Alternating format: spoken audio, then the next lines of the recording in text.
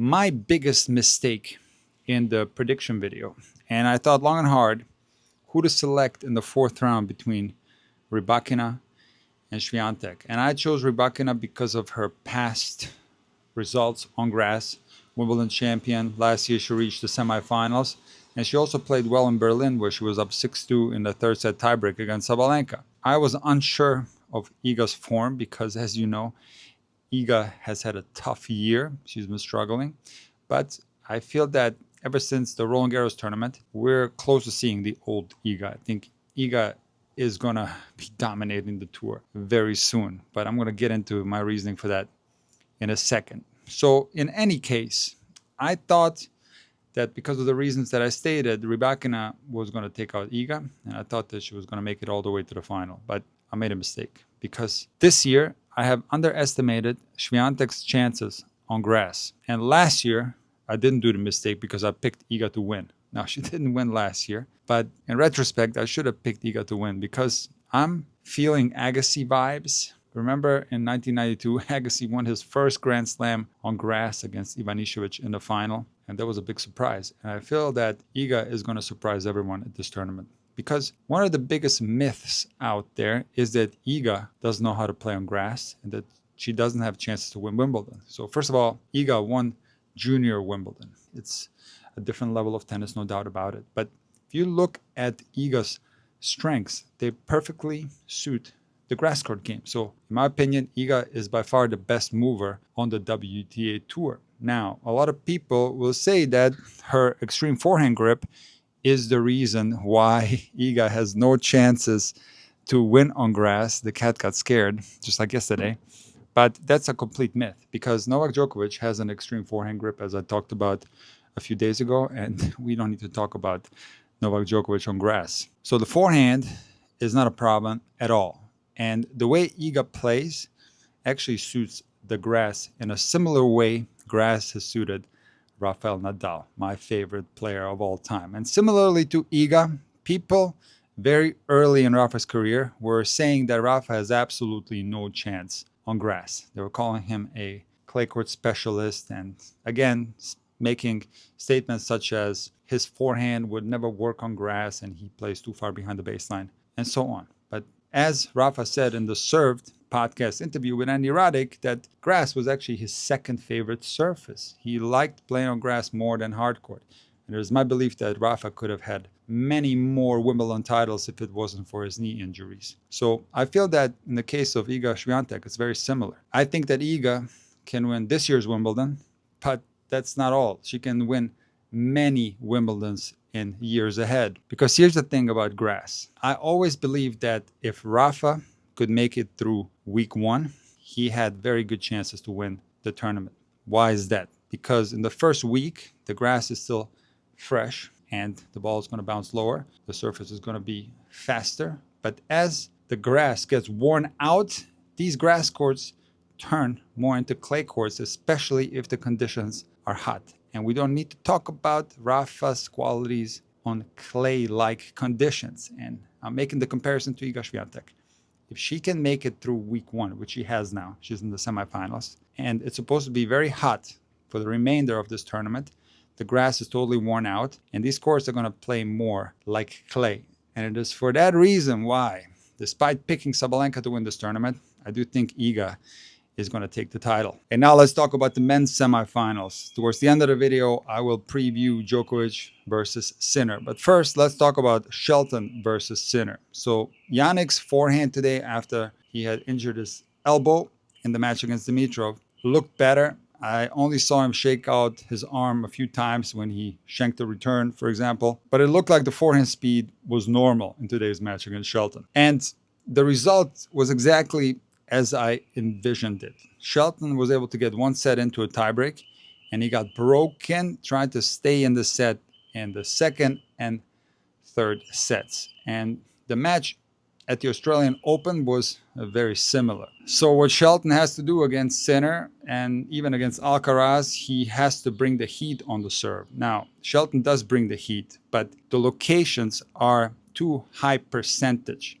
I think that Shelton in the future needs to get that first serve closer to the line. Sinner cannot get his racket on the ball and get that ball in play because, again, baseline rally, disadvantage Shelton. So the serve has to be more aggressive. And Shelton has utilized his slice serve more than I've seen him use it in prior tournaments, and that was nice to see. But still, to me, it doesn't look like that lefty slice curves enough. So as good as the Shelton serve is, I still think there's room for improvement, but also tactical changes need to be applied if he wants to reach the very top of the rankings and if he wants to beat one of these guys in a Grand Slam tournament. The way he's playing now, I don't see any chances for Shelton to get a win, either over Sinner or Alcaraz, because as good as Ben Shelton is, he's simply not as good as Sinner and Alcaraz from the back of the court. Sinner played well, but as he said in the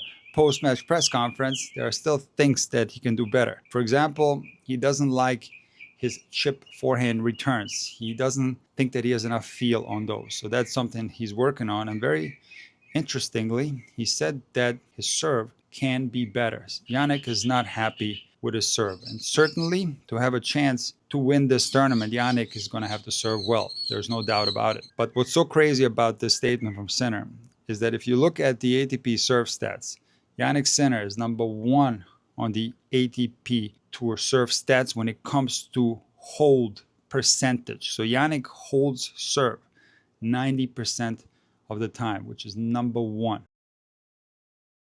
Now, of course, a hold game encompasses far more elements of your game compared to the serve in isolation. This is something that I talked about in my top 5 serves of all time videos, where I said that, in my opinion, Pete Sampras had the best hold game in the history of tennis, and I put Roger Federer at number 2. So Jannik Sinner's hold game is absolutely insane, and if he continues to improve his serve, it's only going to get better. So the way Jannik Sinner is approaching his tennis development is scary for the other players, because as good as he is, he can be even better. Cobolli against Djokovic was a lot tougher than I expected it to be. This was a very difficult match for Novak. I didn't think that Novak played poorly in the first set, and he still ended up losing the set. The tiebreak wasn't poor by any means from Novak, and he still ended up losing the first set tiebreak. Cobolli showed the level that he has, and he can go quite far on the ATP rankings and can do big things in the game of tennis. Now, Djokovic is the absolute king of playing a good set after he had just played a poor set or after he had just lost the set. I don't recall many occasions where Djokovic had a hangover from losing a tough set, for example, 7-6. And he won the second set quite comfortably, but both the third and the fourth set were very complicated, and this match turned into a battle. Djokovic did have trouble with the shadow on the court, and he wasn't returning well from that one side. But again, Cobolli played such a tough match. I remember that match against Fonseca in Halle, where the serve of Cobolli surprised me because it was absolutely huge. So prior to that match, I never identified Cobolli as a big server, but he has an amazing serve, and he backs that up with phenomenal movement, a very heavy forehand. He's a very versatile player who can also come to the net. So he made Novak's life very difficult out there. Now, looking ahead at the semifinal between Sinner and Djokovic, this is Novak's best chance to finally get Sinner, because Sinner has had his number ever since beating him in Davis Cup in 2023. I've talked many times about this match. We're not going to revisit it now, but just know that Sinner has been Novak's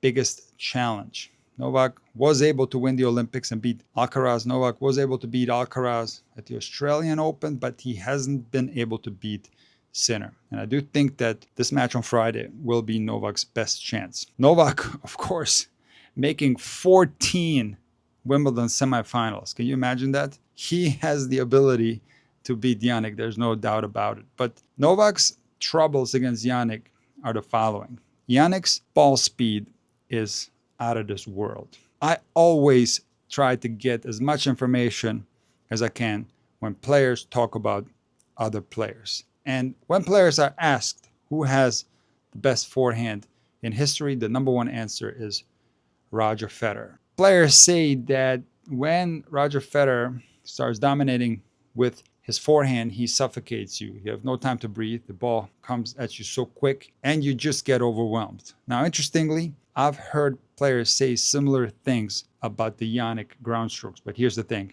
It's not just the Jannik forehand.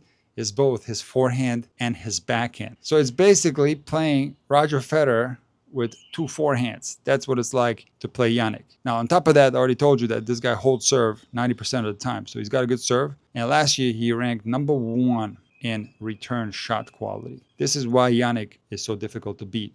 And the only player that's been consistently able to disrupt Jannik is Carlos Alcaraz. And how was he able to do that? Well, by disrupting Sinner's rhythm, hitting a lot of drop shots, changing the height of the ball, and giving Jannik a lot of different looks. Also, I think playing with high energy and believing in himself is what helped Carlos get those victories over Jannik. No doubt about that. So in the semifinal match at Roland Garros between Djokovic and Sinner, Djokovic was actually trying to put a lot of height on the ball. And I do think that this had an effect in the late stages of the match, especially in that third set that Novak could have easily won. Now, on grass, it's going to be more difficult to put height on the ball. So the next best thing for Novak is to try to keep the ball as low as possible, utilizing the slice. And something that Novak did today against Cobolli is opening up the court with his backhand, going lower and flatter cross court and then hitting his amazing backhand down the line. So for Novak to have a chance against Jannik, he's going to have to serve well, and he's going to have to keep the ball low, change up the rhythm with some slices, and he's going to have to try to get Jannik on the run. However, if he's unable to do that, if he gets into exchanges that are more of a neutral nature with Jannik, this is where Novak is going to be in a lot of trouble, because Jannik's ball speed is a little bit higher than Novak's. Now, of course, Novak can hit the ball as hard as Jannik can, but not consistently. What ends up happening in a neutral rally is that Novak is forced to go a little bit higher than he's comfortable with, and he starts to make more mistakes than he usually makes. So neutral rallies are going to be something that Novak has to avoid at all costs, because Jannik will either blow you off the court in a neutral rally, or he will make you hit harder than you normally do, and you're going to blow yourself off the court, basically. Independent of who wins this match, will take a lot of confidence in the final. So I do think that this semifinal will give the winner a lot of confidence for the final.